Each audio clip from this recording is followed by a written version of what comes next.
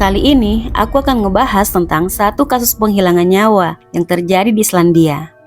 Well, seperti yang kita tahu, Islandia merupakan salah satu negara teraman di dunia dengan tingkat kejahatan terendah karena populasinya yang juga relatif kecil.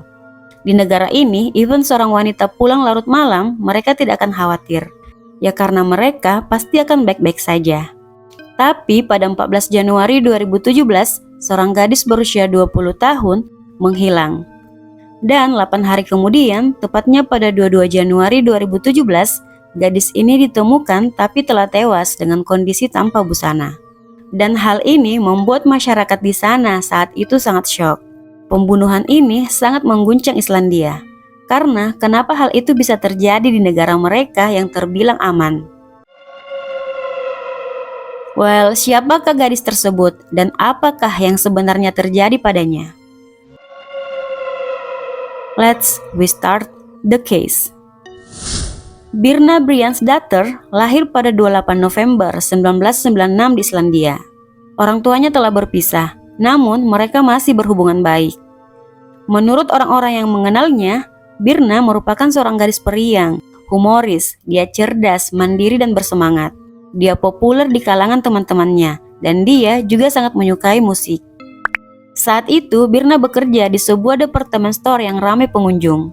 Biasanya, dia akan bersantai setelah pulang bekerja.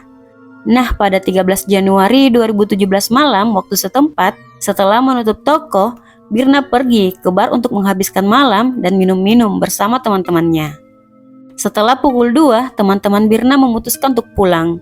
Sementara Birna masih di bar menghabiskan malam. Well, sekitar jam 5 pagi, Birna pun meninggalkan bar tersebut. Saat itu, cuaca sedang minus 9 derajat, dan dalam keadaan mabuk, dia berjalan pulang seorang diri. Di Reykjavik, seorang wanita berjalan pulang seorang diri adalah hal yang biasa. Mereka merasa aman karena masyarakat di sana saling percaya dan saling menjaga. Namun sayangnya, saat itu, Birna tidak pernah sampai ke rumahnya. Keesokan harinya, saat Birna tidak masuk bekerja, temannya jadi gelisah. Karena Birna merupakan tipe orang yang tepat waktu. Dan tidak mungkin dia tidak masuk bekerja tanpa adanya pemberitahuan sebelumnya. Dia lalu mencoba menelpon Birna saat itu, namun tidak dapat tersambung. Dan hal itu membuatnya cemas karena diketahui Birna tidak pernah mematikan HP-nya. Nah, temannya kemudian mencari tahu keberadaan Birna pada ayah Birna.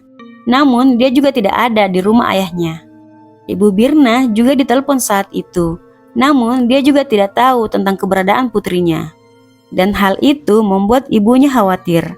Karena itu tidak seperti karakter anaknya, menghilang tanpa kabar. Well, tanpa membuang waktu, mereka segera melaporkan hilangnya Birna kepada polisi dan men-share berita tersebut ke sosmed. Melalui akun sosmednya, ibu Birna saat itu mengatakan, "Dear friends, it's not like her, that we can reach her. Please, share and let's find her." Well, sebagai salah satu negara terkecil di dunia dengan populasi saat itu sekitar 300.000 lebih penduduk, membuat berita hilangnya Birna tersebar dengan cepat. Berita itu juga di-share oleh banyak orang. Dan hilangnya Birna ini juga menjadi berita utama di media-media lokal saat itu. Sementara itu, orang tua yang semakin khawatir karena sang putri tak kunjung ditemukan, dengan putus asa menelpon semua layanan darurat untuk mencari info terbaru tentang putri mereka. Namun masih belum ada kabar. Keesokan harinya, polisi berhasil melacak lokasi terakhir HP Birna, yaitu di sebuah kawasan industri. Diperkirakan saat itu HP Birna dimatikan sekitar pukul 6 pagi di tanggal 14 Januari 2017. Mengetahui lokasi tersebut, keluarga Birna dan teman-temannya menuju ke tempat itu. Sesampainya di sana, mereka mencari Birna dan memanggil-manggil namanya. Namun sayangnya, Birna tidak ditemukan. Sebenarnya saat itu polisi tidak terlalu khawatir, karena Birna merupakan orang dewasa. Bisa saja dia pergi menginap di rumah temannya diam-diam, dan akan kembali nanti.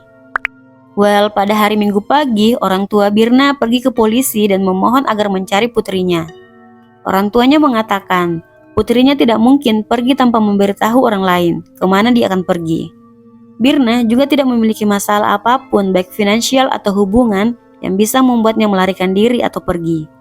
Singkat cerita, salah satu detektif terbaik yang ada di Selandia yang bernama Grimmer Grimson mulai menangani kasus Birna. Mereka mulai dengan memeriksa CCTV, dan mereka berhasil melihat Birna di rekaman CCTV. Saat itu dia terlihat berjalan di sepanjang jalan, membeli makanan, dan terus berjalan hingga dia tidak terlihat lagi. Detektif saat itu berasumsi ada dua kemungkinan.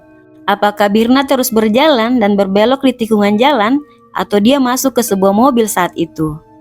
Detektif yang memperhatikan dengan seksama video CCTV tersebut melihat sebuah mobil Kia Rio berwarna merah yang berlawanan arah dengan Birna melaju menuju ke arah Birna.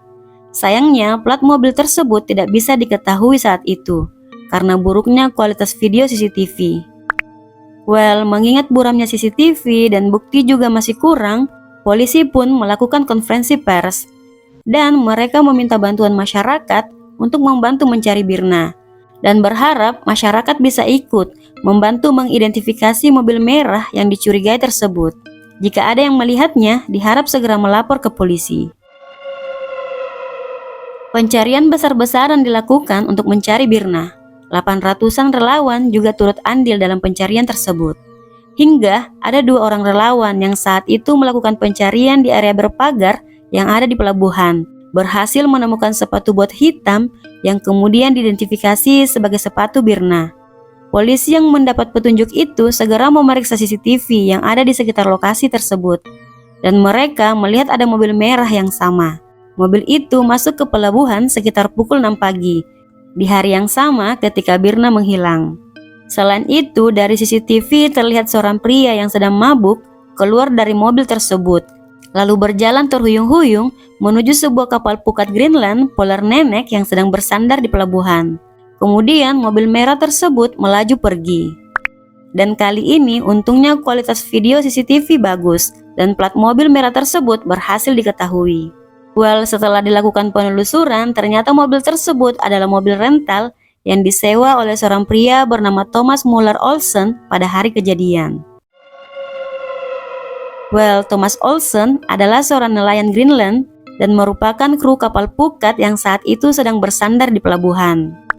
Kembali ke mobil merah, saat polisi mencari mobil tersebut, rupanya mobil itu sedang disewa satu keluarga yang mengeluhkan bau bahan kimia yang menyengat dari kursi belakang mobil. Saat mobil tersebut disita polisi menemukan bercak darah di kursi belakang yang kemudian dikonfirmasi sebagai darah Birna. Nah, kemudian dilakukan pencarian terhadap Thomas Olsen dan Nicolai Olsen yang ada di mobil tersebut. Sayangnya saat itu kapal tersebut telah berlayar. Ketika berada di kapal, Thomas tanpa sengaja membaca artikel berita tentang dikaitkannya kapal yang dia tumpangi dengan hilangnya Birna. Selain itu, grup Facebook yang digunakan oleh para kru kapal pukat tersebut juga mendapat pesan dari seorang reporter yang bertanya tentang siapa yang menyewa mobil dan siapa yang terlihat di CCTV saat itu. Seketika paniklah si Thomas, wajahnya menjadi pucat. Ia lalu memberitahu kapten kapal mengenai hal itu. Kapten kapal saat itu mengatakan padanya untuk tidak khawatir kalau dia merasa tidak ada kaitannya dengan peristiwa itu. Semua pasti akan baik-baik saja. Kapten kapal yang juga telah membaca artikel dari berita Birna berencana memutar balik haluan. Pada krunya, dia mengatakan ada kerusakan mesin, jadi kapal harus kembali ke Islandia untuk diperbaiki. Selain itu, dia juga mematikan wifi kapal agar terduga pelaku tidak tahu berita update dari kasus Birna. Dan belum juga kapal tersebut bersandar di pelabuhan, Viking Squad telah menaiki kapal pukat tersebut saat kapal masuk di wilayah Islandia dan segera menahan 2 terduga pelaku, si Thomas dan Nicolai, pria yang berjalan terhuyung-huyung di CCTV saat itu. Sesampainya di pelabuhan Islandia, kedua terduga pelaku dibawa untuk mencari Birna. Dan pada tanggal 22 Januari 2017, tubuh tak bernyawa Birna ditemukan tanpa busana. Tubuhnya terdampar di dekat bebatuan pantai dekat mercusuar, yang berjarak 40 km dari tempat terakhir kali dia terlihat. Setelah dilakukan pemeriksaan, diketahui bahwa Birna telah dicekik, dan dia dipukuli di wajah karena ada banyak memar di wajahnya. Penyebab kematiannya karena tenggelam, yang berarti Birna masih hidup saat dilempar ke laut. Dan meski ditemukan dalam kondisi tanpa busana, tidak ditemukan adanya tanda pelecehan di tubuhnya saat itu. Nah, saat kedua terduga pelaku ini diinterogasi, Nikolai menyatakan bahwa dia sama sekali tidak tahu apa yang terjadi malam itu. Dia saat itu tertidur karena mabuk berat. Dan pengakuannya itu sesuai dengan CCTV yang menunjukkan dia berjalan setengah sadar saat keluar dari mobil pada hari itu. Sementara itu, Thomas tentu saja tidak mengaku bersalah. Dia beralasan bahwa malam itu ada 2 gadis dalam mobilnya yang duduk di kursi penumpang. Dan Thomas menurunkan mereka sejam kemudian. Tapi alasannya itu tidak sesuai dengan fakta di lapangan, di mana darah Birna ditemukan di mobil yang disewanya. DNA Thomas ditemukan di sepatu boot Birna. SIM Birna yang ada di DNA Thomas ditemukan di tempat sampah yang ada di atas kapal. Dia juga terlihat di rekaman CCTV saat membeli cairan pemutih sekitar pukul 7 pagi pada hari itu. Dan di dada Thomas Olsen ini juga ditemukan bekas cakaran. Well, setelah 2 minggu pemeriksaan, Nikolai dibebaskan oleh polisi karena dia terbukti tidak terlibat dalam kasus Birna ini. Sementara itu, Thomas Olsen didakwa pada 30 Maret 2017 atas pembunuhan Birna. Dan dia juga didakwa atas kepemilikan 23 kg marijuana yang ditemukan dalam kabinnya di kapal. Tapi dia hanya mengaku bersalah atas dakwaan obat-obat terlarang. Dan untuk kasus Birna, dia mengaku tidak bersalah. Dan malah merubah keterangannya lagi bahwa Nikolai lah yang melakukan pembunuhan tersebut. Tapi semua bukti kuat mengarah padanya, jadi tidak ada yang mempercayainya. Well, Thomas Olsen kemudian dijatuhi hukuman 19 tahun penjara atas pembunuhan Birna Briansdatter. So guys, thanks for watching. Jika kalian suka video ini, silahkan klik tombol like-nya dan subscribe-nya. So, tetaplah waspada dimanapun kalian berada. See you in my next video.